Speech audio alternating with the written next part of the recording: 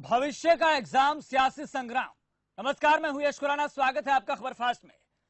JEE और NEET की परीक्षा को लेकर सियासत में उफान है। कांग्रेस समेत पूरा विपक्ष सड़कों पर है, तो सोशल मीडिया पर भी विपक्ष परीक्षा के खिलाफ कैंपेन चला रहा है। ऐसे में सवाल ये कि जान जरूरी या परीक्षा, और सवाल ये भी कि सरकार की परीक्षा को लेकर कितनी तैयारी है।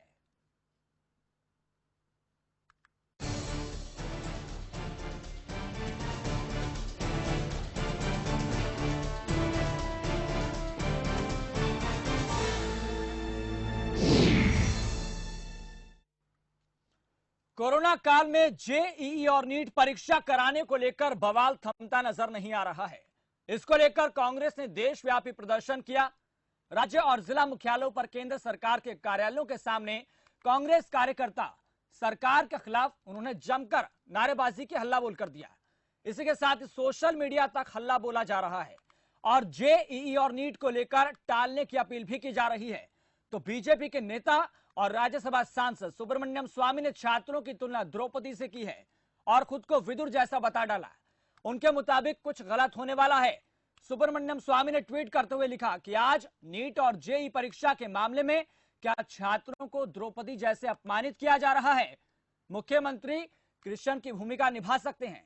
वहीं सुप्रीम कोर्ट में 6 राज्यों पश्चिम बंगाल, झारखंड, राजस्थान, छत्तीसगढ़, पंजाब और महाराष्ट्र के मंत्रियों ने याचिका दायर कर दी है, जिसमें शीर्ष अदालत के 17 अगस्त के आदेश की समीक्षा करने और सितंबर में होने वाली जेईई और नीट की परीक्षा को स्थगित करने की मांग की गई है। तो ऐसे में बड़ा सवाल यहां पर यह आता है कि आखिरकार जान जरूरी है या फिर इम्तिहान? और इसके इतर जहन में यह भी बहुत सी चीजें आती है कि अगर सरकार परीक्षा लेना चाहती है तो सरकार की कितनी तैयारी है। अगर बात करें बिहार और असम की, वहां पर सरकार की क्या तैयारी है? क्योंकि जिस तरीके से बिहार बाढ़ में डूबा हुआ है, असम बाढ़ में डूबा हुआ है, वहां पर केवल 2 परीक्षा केंद्र हैं। तो ऐसे में सरकार के पास क्या तैयारी है? तो परीक्षा केंद्रों की संख्या में वृद्धि जरूर हुई है। जेईई और मेन नीट परीक्षा को लेकर आपको बता रहे हैं, जेईई मेन परीक्षा केंद्रों की संख्या 606 हुई। नीट परीक्षा केंद्रों की संख्या बढ़ाकर 3843 कर दी गई है। जेईई मेन परीक्षा में प्रतिपाली अभ्यर्थियों की संख्या भी कम हुई है। 1.32 लाख से घटाकर 85,000 छात्र प्रतिपाली देंगे परीक्षा।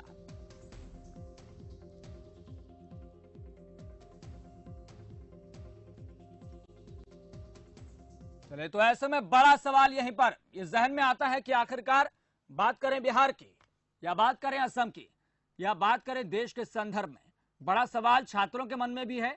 और जहां पर जो कांग्रेस की सरकारें हैं जिन भी प्रदेशों में, या फिर विपक्ष की सरकारें हैं, वहां पर भी यही सवाल है। इसी को लेकर याचिका दायर की गई है सुप्रीम कोर्ट में कि आखिरकार सरकार के पास कोई विकल्प है क्या इसका, या फिर जान जरूरी है या इम्तिहान। आपको बता दें कि इस विषय को लेकर, क्योंकि हमने इंतखाब किया है, छात्रों की आवाज उठाना बेहद जरूरी है। ऐसे में आपको बता दें कि हमारे साथ इस विषय पर ज्यादा बातचीत के लिए शिक्षाविद अनुराग धारीवाल जुड़ चुके हैं, कांग्रेस प्रवक्ता चंद्रमोहन शर्मा जुड़ चुके हैं। सर, आपका दोनों का बहुत बहुत स्वागत है खबर फास्ट पर। चंद्रमोहन जी, सबसे पहले आपके पास आना चाहता हूं, आपसे जानना चाहता हूं कि जिस तरीके से जो सरकार ने फैसला लिया है, भले टाला नहीं है, सुप्रीम कोर्ट से भी हरी झंडी मिल गई है इसको लेकर गाइडलाइंस के तहत, लेकिन ऐसे में आपके जहन में क्या चल रहा है इसको लेकर? विशाल जी, मेरे से क्या क्वेश्चन? जी चंद्रमोहन जी, आपसे मैंने ये सवाल पूछा है। जरा दोबारा करिए, आवाज आई नहीं पूरी। चंद्रमोहन जी, सवाल यह है कि आपके जहन में क्या चल रहा है? सुप्रीम कोर्ट ने हरी झंडी दे दी है कि परीक्षा को स्थगित नहीं किया जा सकता। देखिए विशाल जी, विपक्ष के जहन में क्या चल रहा है ये नहीं है, सरकार के जहन में क्या चल रहा है। सरकार जब कोरोना की महामारी के अंदर फंस थी और महाभारत का नाम लेकर 18 दिन की बात करती थी और सोशल डिस्टेंस बनाने की बात करती थी, थाली और घंटी बजा के बहुत बहुत बखान करके एक बड़ा सा इवेंट बना देती थी, तब उन्होंने इन्हीं बच्चों को ये कहा था कि आप इस सोशल डिस्टेंस रखिए, सिस्टम लिखिए। तो आज उनके जहन में ऐसा क्या है? तो नेट और जेईई के एग्जाम आज ऐसे कैसे जरूरी हो गए जब देश के अंदर आपदा की जो महामारी का केस है वो लगातार लाखों की तादाद में बढ़ रहा है और हजारों की तादाद में मौत के आंकड़े बढ़ते जा रहे हैं और आए दिन इसके ऊपर परेशानी बढ़ती जा रही है। अब क्वेश्चन ये होता है कि जो नेट ई के जो एग्जाम के स्टूडेंट्स हैं उनका जो दायरा है वो 1 से 2 किलोमीटर या 5 किलोमीटर तक का नहीं है। कई जगह पर ऐसा भी है जिनको 150 किलोमीटर, 200 किलोमीटर, 400 किलोमीटर या 50 किलोमीटर आना जाना है, उनके पास कोई यातायात की सुविधा नहीं है। ये सरकार पूरी तरह से अपनी तैयारियों को करती नहीं है और एक अल्टरनेट ऐसा डिसीजन दे डालती है अचानक, जिसका भुगतान देश की जनता को देना पड़ता है। आज 25 से 30 लाख मेरे ख्याल से लगभग स्टूडेंट हैं जो सफर कर रहे हैं, और वहां पर ऐसे हालत हो गए जैसे प्रवासी मजदूरों के समय, जब यहाँ से प्रवासी मजदूरों को गंतव्य तक ना पहुंचाया और उन लोगों ने जाने के लिए बेचारों ने कहीं ने अपनी जगह गिरवी करवाई, कहीं जमीन बेचे, कहीं जेवर बेचे, तब कहीं जाके वो अपने गंतव्य तक पहुंचे। आज फिर वही रिपीट इतिहास, फिर वही कहानी। आज स्टूडेंट जिसके पास पैसा नहीं है, अगर मान लीजिए उसको, कई आप ट्वीट खोल के देखिए, जिसका 150, 200 किलोमीटर घर है, उससे टैक्सी वाले कितना पैसा मांग रहे हैं। जिसके पास आज इस राशि के अंदर खाने को निवाला नहीं है, उसके घर का भविष्य, उसका घर का चिराग एक उज्जवल भविष्य की तरफ जाना चाहता है, और सरकार उसके जीवन के साथ खेल रही है, जो बिल्कुल गलत है और हम इसको बर्दाश्त नहीं करेंगे। इसलिए हम इसके लिए आवाज उठा रहे हैं। चलिए, इस पर जो आपने बात बोली है कि जिस तरीके से सरकार छात्रों को जोखिम में डालने का प्रयास कर रही है, जीवन के साथ खिलवाड़ कर रही है, इसी को लेकर हम शिक्षाविद से इस बारे में जानकारी ले लेते हैं। शिक्षाविद हमारे से जुड़े हैं अनुराग धारीवाल जी। अनुराग धारीवाल जी, सरकार जो ये कर रही है परीक्षा लेकर, क्या जान जोखिम में नहीं डाल रही छात्रों की? सर, इसमें मेरी बात पहले पूरी करूं से मुझे छोटी सी बात मुझे अब तक समझ में नहीं आई है। इसमें एक साइड में सरकार है जो टेस्ट कराना चाह रही है, एक साइड में विपक्ष है जो टेस्ट ना कराने के ऊपर अड़ा हुआ है। पर महत्वपूर्ण बिंदु ये है, एक टर्म्स होती है स्टेक होल्डर। स्टेक होल्डर किसके हित प्रभावित होते हैं? तो इसमें स्टेक होल्डर कौन है? स्टेक होल्डर है इसमें स्टूडेंट, ठीक है सर।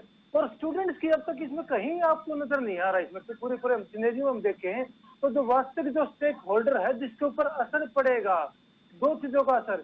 अभी कांग्रेस प्रवक्ता ने बताया स्वास्थ्य का असर, दूसरी साइड में असर जो सरकार बता रही है कि बच्चे के कैरियर के ऊपर या पढ़ाई के ऊपर असर। उन दोनों असरों को विद्यार्थी किस प्रकार से देख रहा है, क्योंकि वास्तविक असर तो उसके ऊपर पड़ना है ना सर। विद्यार्थी तो खुद इस बात को लेकर विरोध कर रहे हैं, सड़कों पर उतर गए हैं। पर वो है कहा, स्टेज पे कहा है? जब सुप्रीम कोर्ट में 2 पार्टी थी, सुप्रीम कोर्ट में 7 स्टेट के रिप्रेजेंटेटिव गए कि उन्होंने कहा कि हम नहीं करवाना चाहते, सेंट्रल गवर्नमेंट ने कहा कि हम करवाना चाहते हैं। वास्तव में माननीय सुप्रीम कोर्ट ने। अनुराग जी, यहाँ पर आपको मैं रोकना चाहूंगा। आपको बता दें कि हमारे साथ बीजेपी प्रवक्ता भी जुड़ गए हैं, अशोक ठाकुर जी। अशोक ठाकुर जी, सबसे पहले आपका बहुत बहुत स्वागत।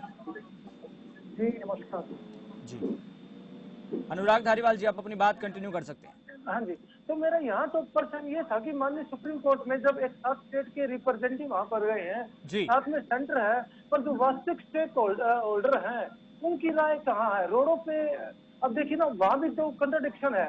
एक साइड में विरोध कर रहा है, तो यदि अमेरी सर ने बताया कि 25 लाख यदि अपील हुए हैं, तो आज की डेट में 19 लाख बच्चों ने उसको एडमिट कार्ड को डाउनलोड भी कर लिया है। जी, अब क्या करें सर, उनकी तो मजबूरी है। ये कह रहे हैं बिल्कुल छात्र तो यही कह रहे हैं कि अगर परीक्षा आयोजित होगी तो हमारी मजबूरी होगा कि जाना, लेकिन सरकार को छात्रों की तो समझनी चाहिए इस बात को लेकर। कर देना ये डिक्लेरेशन नहीं है स्टूडेंट का कि उसने एडमिट कार्ड कर लिया है तो वो राजी है क्या? किसी सरकार ने उनसे लेकिन बड़ा सवाल यहाँ पर यह है कि सरकार ने छात्रों की समस्या को समझने का प्रयास किया। जिनके परीक्षा केंद्र 300 किलोमीटर दूर जाकर है, आपकी ट्रांसपोर्ट की व्यवस्था नहीं है, ट्रेनें बंद हैं, आप जाएंगे कैसे? आप बताइए, बिहार की बात कर लीजिए या फिर असम की बात कर लीजिए, पूरा बाढ़ में डूबा हुआ है, वहां पर केवल 2 परीक्षा केंद्र हैं। इस बात को लेकर तो सरकार को समझना चाहिए ना। जब यूपी की सरकार बात करती है इस बात को लेकर, तो ऐसे में बीएड की जो आपने देखा होगा कि आरओ और एआरओ की जब परीक्षा होती है उसकी तिथि बढ़ाई जाती है, तो सरकार क्या इसकी तिथि नहीं बढ़ा सकती थी, या फिर सरकार के पास दूसरा कोई विकल्प नहीं है? इसके विकल्प इस बात को लेकर हम कमेंट ले लेते हैं। बीजेपी प्रवक्ता हमारे साथ जुड़े हुए हैं, अशोक ठाकुर जी। अशोक ठाकुर जी, सरकार छात्रों की जान जोखिम में डालने का प्रयास कर रही है।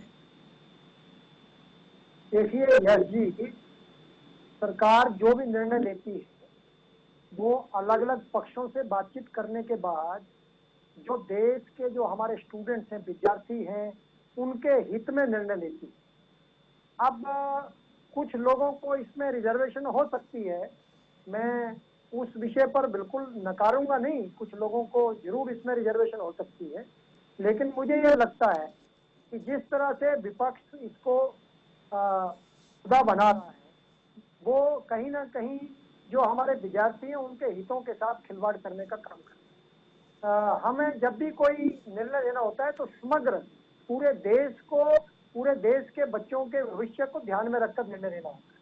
ये विषय सुप्रीम कोर्ट में भी गया था, वहां पर भी सुप्रीम कोर्ट ने सब बातों पर आकलन किया, सरकार ने भी आकलन किया, उसके बाद ये निर्णय लिया और ये निर्णय छात्रों के हित में है। मुझे लगता है इस बात को सबको ध्यान में रखना चाहिए। और जिस तरह से एक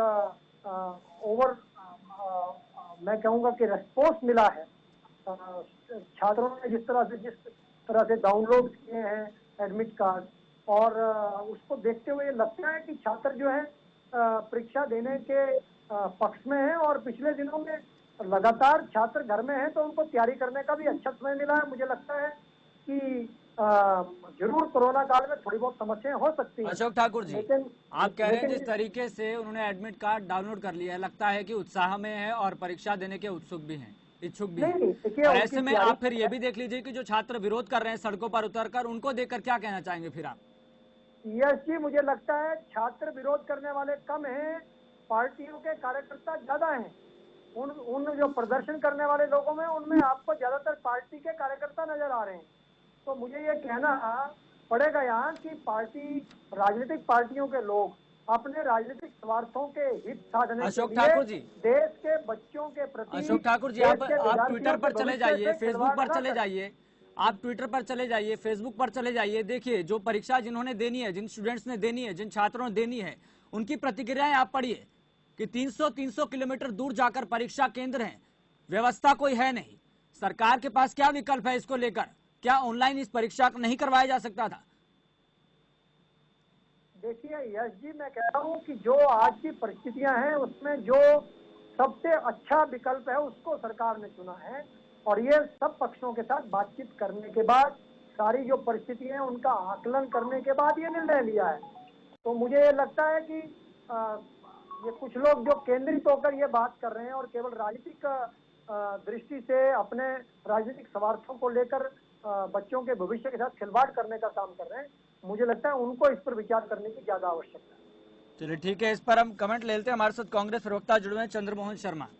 चंद्रमोहन शर्मा जी, ये कह रहे हैं कि विपक्ष इस बात को लेकर जोखिम में डालने का प्रयास कर रहा है छात्रों को। इस बात को वो भूल गए हैं कि एक स्टूडेंट पे जब किसी चीज की नियम कायदा डाला जाता है तो बिना नियम कायदे को पढ़े काम करता है। सिर्फ डाउनलोड कर लेना स्टूडेंट की हामी नहीं है कि उसने डाउनलोड कर लिया अपना कार्ड और वो उससे हामी दे दी। आप भी स्टूडेंट थे ठाकुर जी, मैं भी स्टूडेंट था। अगर कोई ऐसा काम होता था वो इससे करा जाता था कि कहीं हम उससे पीछे ना रह जाए। अगर आप उसको कहते हो तो आप अपनी कमियों को छुपाते हो। और आप कह रहे हो कि इसके पीछे कोई है, तो पीछे तो तब भी था जब आपने नोटबंदी करी थी, उसका भी आपने बोला था कुछ असर होगा। पीछे तब भी कोई था जब आपने जीएसटी करी थी, उसका भी असर आज देश ने देख लिया। आज छात्रों की आवाज छात्र खुद उठा रहा है, क्योंकि आप घमंड की अपार सीमा पार कर चुके हैं। आज आप अपनी विफलताओं को छुपाने के लिए उन टॉपिक को आगे लाने की कोशिश करते हैं जिससे देश का कोई सुरमोर नहीं होता। आपको ये परीक्षा टालने में महीने 1.5 महीने में कौन सा नुकसान हो रहा है? क्या आपने पार्लियामेंट संसद सभा चालू करी? उसमें तो आपको सोशल डिस्टेंस चाहिए, क्योंकि उसके अंदर नेताओं की जान का फर्क है। तो मेरे देश के घर का परिवार और उसका सदस्य और उसकी बहन, उसकी बेटी, उसका बच्चा क्यों अपनी जान हरकत में डाले? और इसको अगर आप कहते हो कि विपक्ष या कांग्रेस उसकी आवाज उठा रहा है, तो हम उठाएंगे, क्योंकि उठाना हमारा हक है। क्योंकि जिस चीज की गलती सरकार करेगी हम उसको सरकार को आगाह करेंगे उसके लिए।